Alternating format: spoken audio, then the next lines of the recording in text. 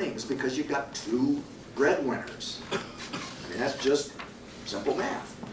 When you take that into account, 60% of that difference goes away. That's what we're talking about here in context. What did you take into account or fail to take into account when you came up with your numbers? That's the C in take care. The A is assembly. That's Joel Best's point. Sorry if I lisp, I've got new braces. I'm just getting a question to you there. Assembly. How were things defined? How were they presented?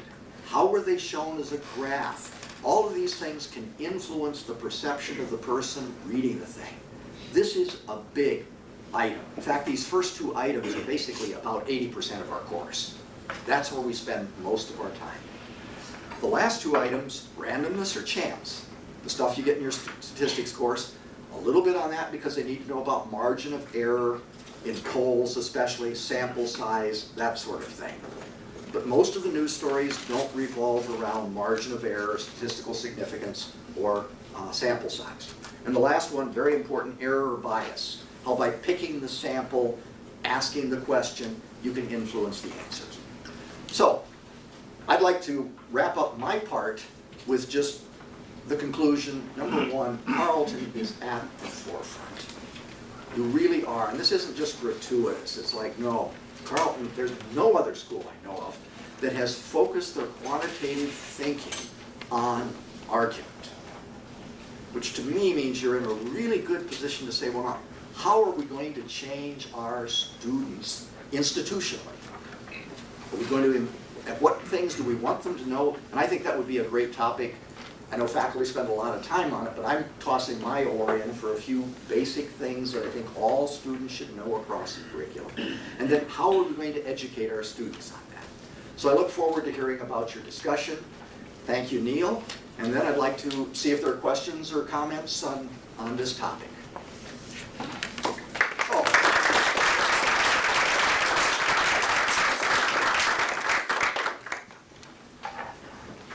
Sing for yourself. I'm here to see what you people think.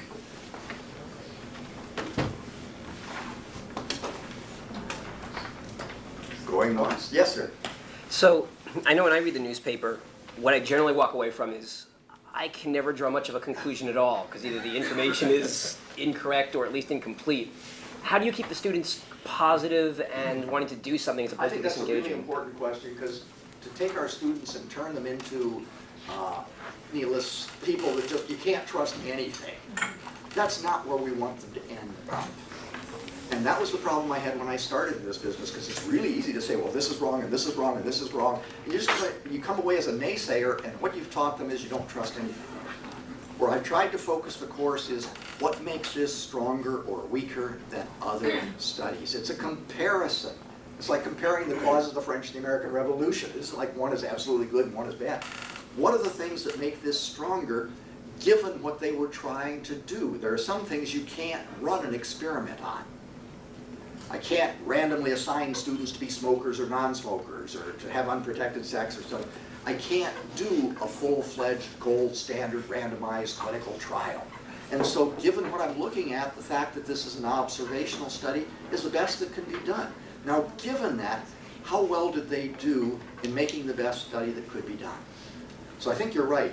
You really need to figure out a way for students to see, this is better. This is pretty good. Given the limits of what we're studying, you may not be able to do any better. It doesn't prove it in a knockdown, drag-out fashion, but this is pretty good. And sometimes the result surprises in these pretty good studies. Good question. Good question. Yes? I think what you're proposing here is really a piece of rhetorical analysis. Do you also have your students thinking about audience, purpose, some of the other features of rhetorical analysis? And if it were that kind of persuasion class, that's where you would go. I've really limited the focus of this narrowly to reading. Reading and writing. Just writing the claims, writing the statements. That once they hit another class, such as a rhetoric persuasion class, then they can think on audience, etc. We have a quantitative journalism class at Augsburg, and that's what they focus on too. But I found there's so much material that needs to be covered, and students need time to absorb it, that I haven't taken that one on. But That's certainly something that somebody else doing it differently might choose to include, because it's big. It's big. Good question. Yes? So, I have a couple of questions. How long have you been doing this course? Have you done some assessment? You know, or is it working? Are students learning what you want them to Well, you learn? never ask the designer if it's working. You know? Although I'm pretty critical on it. I'm in a business department, and it's like, if it isn't really working, I want to be the first to know about it. And I've tried a lot of things that I thought would work, and I just looked at it and I said, it's not working. It's just, we got to do it differently. It's been taught at Augsburg since 1998. And we've had probably 12 faculty from different disciplines coming through, evaluating it, writing up comments. Well, I think you ought to do more of this, etc. It's being taught by, Mark here has taught it as an online course through Capella, and we've got another colleague that's teaching it right now. And we've been working on online exercises, because oftentimes the exercises are what get people tied up. So now all of our exercises are in Moodle for the right, wrong answers, that type of thing, so the students can work on that. So we have more class time to spend on the softer critical thinking parts. So we're trying to put together a whole package, and then talking to other colleges. Well, maybe you'd like to try this out and see how it works for you. At least it's a start. You know, we've got a textbook where we've been working at it for a while. It gives you something to work with, and hey, once you got a textbook, you pick and choose and do what you want anyway. So, you said other questions, or was that the main one? Well, yeah. Well, again, just in strict assessment, so when students come in, do you find out some baseline information on what their statistical literacy is, and then can you measure some kind of growth over time? And that's the way I used to measure improvement, content-based improvement. And based on what I said, I've really changed my mind on that. I'll go for attitude. I don't figure they're going to remember half of what I teach them anyway, even if I'm really a great teacher. But if they have a positive attitude toward it, they're more likely to come back and use it when they need it, rather than just blow it off and say, if it has statistics in it, I don't want to know about it. So I go for attitude. So at the end, they're asked a couple questions. Did this course improve your critical thinking skills? Do you see using this in your everyday life? These are throwaway questions and they're worthless. The last question. Should this course be required of all students for graduation? Now, I'm giving this to music majors, art majors that came in praying into this quantitative course. Just help me get through this one course, right? And it's a 5-point scale. Strongly agree, agree, neutral, disagree, strongly disagree. 20% strongly agree, 30% agree, 50% neutral. That's what I look for, is just the students see value in it. They'll tell other students, you should take that course. I get a number of pre-law students that have gotten the word, this is the kind of course you want to take when you're studying for the LSAT. It's a critical thinking course, etc. So that's the kind of thing. I do the other. I do before and after things on tables and so forth. But I've really shifted to attitude as being what I want to go for. It centers the course differently than content. It keeps me kind of focused on what students see as valuable, rather than what Milo thinks is really, the birthday problem is a really great item. Yes, sir?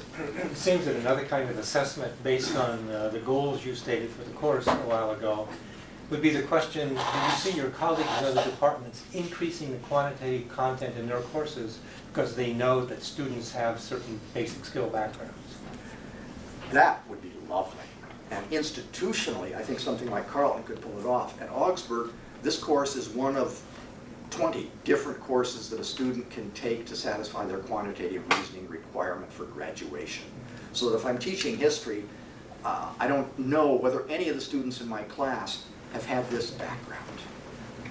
But the minute it became an institutional core, and teachers said, I can count on this and this and this, then it's a different ballgame. And that's why I think picking those core concepts is so critical.